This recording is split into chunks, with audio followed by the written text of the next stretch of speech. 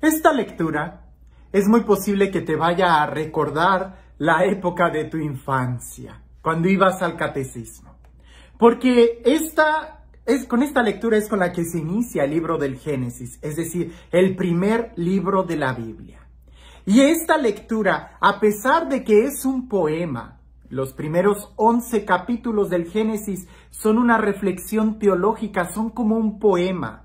A pesar de que es un poema, ha habido muchos que han querido explicarlo de una manera literal, pero en realidad es mucho más que una descripción de acontecimientos lo que este texto nos quiere decir. Te invito a que cuando lo escuches, sí, trates de sentir e imaginar aquel momento cuando estabas en el catecismo, cuando escuchabas a la catequista decirte esta historia y que tú estabas ahí sentado o quizás hasta estabas coloreando algún dibujo que tenía que ver con esta historia. Pero una cosa es sentir y recordar ese momento y otra cosa muy diferente es que te quedes con el conocimiento de aquel entonces. Hoy, ya como adulto, como una persona madura, como una persona que está creciendo en la fe, te invito a que abras tus oídos y tu corazón y escuches este texto hoy, el día de hoy, desde tu experiencia, desde tu vida, desde tu madurez, y no lo veas como un cuento, pues no lo es. En tal caso es un poema, y como un poema lleva mucha enseñanza en su interior, pero para eso hay que admirarlo, para sorprendernos y entender la enseñanza que hay en su interior. Escucha con atención. En el principio creó Dios el cielo y la tierra. La tierra era soledad y caos, y las tinieblas cubrían la faz del abismo. El Espíritu de Dios se movía sobre la superficie de las aguas. Dijo Dios, que exista la luz, y la luz existió. Vio Dios que la luz era buena, y separó la luz de las tinieblas. Llamó a la luz día, y a las tinieblas noche. Fue la tarde y la mañana del primer día. Dijo Dios, que haya una bóveda entre las aguas que separen las aguas de otras. E hizo Dios una bóveda y separó con ellas las aguas de arriba de las aguas de abajo. Y así fue. Llamó Dios a la bóveda cielo. Fue la tarde y la mañana del segundo día. Dijo Dios, que se junten las aguas de debajo del cielo en un solo lugar y que aparezca el suelo seco. Y así fue. Llamó Dios tierra al suelo seco y mar a la masa de aguas, y vio Dios que era bueno. Dijo Dios, verdee la tierra, con plantas que den semilla y árboles que den fruto y semilla, según su especie, sobre la tierra. Y así fue. Brotó de la tierra hierba verde, que producía semilla según su especie, y árboles que daban fruto y llevaban semilla, según su especie. Y vio Dios que era bueno. Fue la tarde y la mañana del tercer día. Dijo Dios, que haya lumbreras en la bóveda del cielo, que separe el día de la noche, señalen las estaciones, los días y los años, y luzcan en la bóveda del cielo para iluminar la tierra. Y así fue. Hizo Dios las dos grandes lumbreras, la lumbrera mayor para regir el día, y la menor para regir la noche. Y también hizo las estrellas. Dios puso las lumbreras en la bóveda del cielo para iluminar la tierra, para regir el día y la noche, y separar la luz de las tinieblas, y vio Dios que era bueno. Fue la tarde y la mañana del día cuarto. Dijo Dios, agítense las aguas con un hervidero de seres vivientes, y revoloteen sobre la tierra las aves, bajo la bóveda del cielo. Creó Dios los grandes animales marinos, y los vivientes que en el agua se deslizan y la pueblan, según su especie. Creó también el mundo de las aves según su especie. Vio Dios que era bueno y los bendijo diciendo: sean fecundos y multiplíquense. Llenen las aguas del mar, que las aves se multipliquen en la tierra. Fue la tarde y la mañana del día quinto. Dijo Dios: produzca la tierra vivientes según sus especies, animales domésticos, reptiles y fieras, según sus especies. Y así fue. Hizo Dios las fieras, los animales domésticos y los reptiles, cada uno según su especie.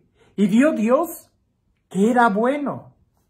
Dijo Dios: hagamos al hombre a nuestra imagen y semejanza, que domine a los peces del mar y las aves del cielo, a los animales domésticos y a todo animal que se arrastra sobre la tierra. Y creó Dios al hombre a su imagen.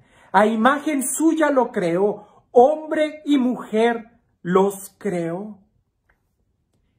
Y los bendijo Dios y les dijo: sean fecundos y multiplíquense. Llenen la tierra y sométanla. Dominen a los peces del mar, a las aves del cielo y a todo ser viviente que se mueve sobre la tierra. Y dijo Dios: he aquí que les entrego todas las plantas de semilla que hay sobre la faz de la tierra, y todos los árboles que producen frutos y semilla, para que les sirvan de alimento. Y a todas las fieras de la tierra, y a todas las aves del cielo, y a todos los reptiles de la tierra, y a todos los seres que respiran, también les doy por alimento las verdes plantas. Y así fue. Vio Dios todo lo que había hecho, y lo encontró muy bueno. Fue la tarde y la mañana del día sexto. Así quedaron concluidos el cielo y la tierra, con todos sus ornamentos, y terminada su obra, descansó Dios el séptimo día de todo cuanto había hecho. Seguro que te trasladaste cuando eras niño, cuando empezabas tus caminos de la fe. Pero te voy a invitar a que tratemos de hacer a un lado todas esas anécdotas y esos cuentitos que de niños escuchábamos, y tratemos de descubrir en este poema, porque es un poema, la belleza de lo que Dios quiere decirnos. Para empezar, olvídate de los días de una manera cronológica, como si Dios estuviera creando las cosas un día, otro día y otro día. ¿Por qué te lo digo? Porque resulta que el cuarto día, según este texto, fue cuando Dios creó el sol y la luna. Y el sol, dice, es el que va a regir los días. Fue hasta el cuarto día cuando Dios lo creó. Entonces la pregunta es, ¿y los días anteriores con qué se medían? No. Entendamos bien el texto. A nosotros no nos interesa, al texto no le interesa describir cómo fueron creadas las cosas. Esa no es la pregunta que está latente en el texto. La verdadera pregunta que está en el texto es, ¿para qué fueron creadas las cosas? Esa es la pregunta. Quizás a ti y a mí, el día de hoy, nos hemos movido tanto en preguntarnos ¿cómo? ¿Cómo se hace esto? ¿Cómo hago esto? ¿Cómo llegaste hasta aquí? Pero se nos olvida que la pregunta más importante es ¿para qué? Quizás tú y yo sabemos cómo estamos vivos, cómo nacimos, pero ¿sabemos para qué? El texto nos va diciendo que Dios creó todo. ¿Para qué? Lo va describiendo en este poema. Hay una armonía. En la creación hay una armonía. No fue producto al azar y una revoltura, no. Hay una armonía, hay un orden, hay una jerarquía. ¿Para qué? Para que al final estuviera el hombre como corona de la creación. Cuando Dios va creando todas las cosas, dice, están bien, pero cuando crea al ser humano, se detiene un momento, y ahí es donde ya no dice que se haga la luz, que se hagan los animales, dice, hagamos. Es un Dios que se compromete con el ser humano. ¿Para qué? Hay una relación. ¿Para qué Dios creó el cielo, la tierra? Hay un orden, hay una secuencia para al final poner al ser humano. ¿Y para qué creó al ser humano? Hagamos. Lo creó para que tuviera una relación con él. ¿Cómo? Lo creó a su imagen y semejanza.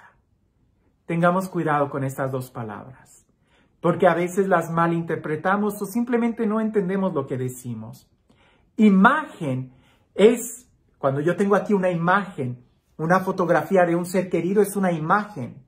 Cuando yo tengo una imagen religiosa, esa imagen me ayuda a recordar lo que la imagen representa. Si yo tengo aquí la fotografía de mi graduación o de unos amigos, esa imagen hace que mi mente se traslade a lo que la imagen representa. El ser humano fue creado a imagen. Contemplar al ser humano, contemplar al hombre, nos lleva a su creador. Imagen, fue creado a imagen de Dios. Y semejanza. No es igual, es semejanza. Y semejanza nos habla de que es parecido, pero no es igual. ¿En qué es parecido? En la capacidad que tiene. ¿Y cuál es la capacidad que tiene el ser humano? Cuando Dios dice multipliquen, dominen, está hablando de una relación también con la creación. ¿Y cómo va a ejercer esa relación? ¿Cómo se multiplica el ser humano? En el amor, en la libertad, en la relación. De tal manera que aquí podemos nosotros descubrir el para qué creó Dios al ser humano. Vuelve a leer este texto y ahora trata de tener algunas preguntas para ti mismo. Hemos leído tantas veces ese texto tratando de descubrir cómo es que Dios creó las cosas, pero no, el texto no nos dice cómo, más bien nos dice para qué creó Dios el ser humano. Y eso es lo más importante. Quizás tú sabes cómo llegaste a este lugar, pero ¿sabes para qué? ¿Estás viviendo el propósito de tu vida? ¿Estás teniendo esa relación? ¿Tú también escuchas a Dios que dice de ti, muy bien? ¿Estás viviendo la imagen que Dios plasmó en tu corazón y te asemejas a Él en la relación, la capacidad de amor, la libertad? ¿O no será que no sabemos ni para qué estamos aquí y mucho menos tenemos una relación con Dios y no tenemos tampoco ninguna relación de libertad con nuestros seres queridos, con nuestros semejantes? Este texto es para que vayamos al origen y no para que descubramos cómo. Eso no nos interesa, ya están hechas las cosas. Lo que nos interesa es ¿y para qué? ¿Y tú? ¿Ya sabes para qué estás aquí?